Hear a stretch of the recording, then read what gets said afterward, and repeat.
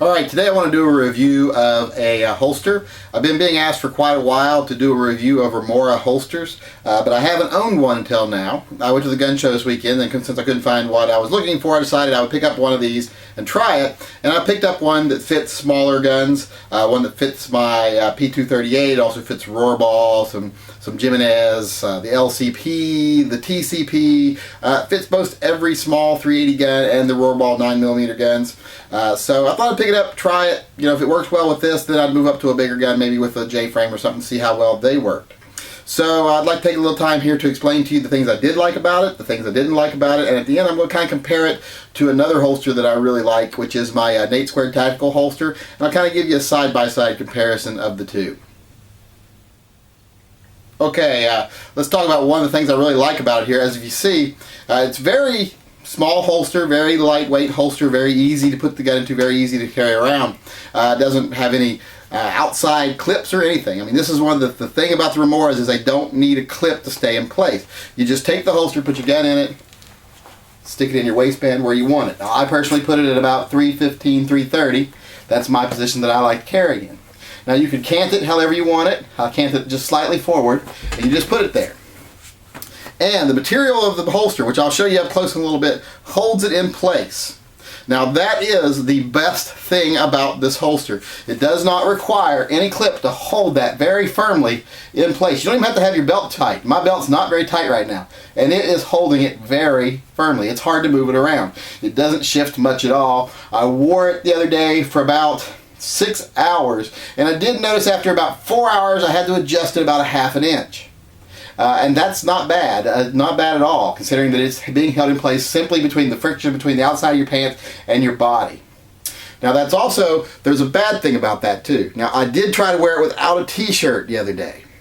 And wearing it without a t-shirt, the sticky, that's not sticky, it's not in any way sticky, it's just kind of a viscous, or I don't know which word I would use to describe it.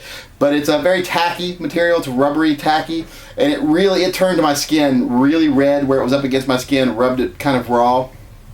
You might have that problem, you might not, but I experienced that with it. But with a t-shirt underneath, when it's between your pants and a t-shirt, it is like it's glued in place. Okay, I said I was going to tell you the things I like and the things I don't like. As I said just a little bit ago, one of the best things about it is that you can place it pretty much anywhere. You just put the gun in it, put it in your waistband, anywhere you want to put it. There's no clips, so you don't have to avoid belt loops. You don't have to avoid anything like that. You don't have to worry about is your belt the right size to clip it onto. You don't even have to worry about wearing a belt, really. Even just a decently snug pair of pants hold this thing in place. So the best things about it is that it's very easy to place where you want it. Another is that it holds very firmly. Like I said, when it's between a t-shirt and your pants, I mean, it is like it's glued in place. I never thought it would stay like it would. This is not a lightweight gun. I mean, this little SIG here is as heavy as some compact guns. I mean, even though it's a micro compact gun, because it's all stainless steel, it's as heavy as some moderate, like compact guns, like a Taurus 24/7, things like that. This gun's almost as heavy as they are, or a Glock. So really holds it in place, and I really didn't think that was going to work, but it really, really does. Another good thing about it is versatile. Like I say, this one fits the P238, but it also fits my Rohrball. And you can see it fits it perfectly, carries it very well. I actually like carrying the Rohrball in it better, and I'll tell you why here in a moment. But like I say, this holster fits a lot of things. It fits AMT 380. It fits the Colt Ponies, the Diamondback DB380. It fits some Jimenez, the Car P380, Kel-Tec P32, P3AT, Ruger LCP, the Smith & Wesson Bodyguard 380, Taurus 22, 25, and the TCP.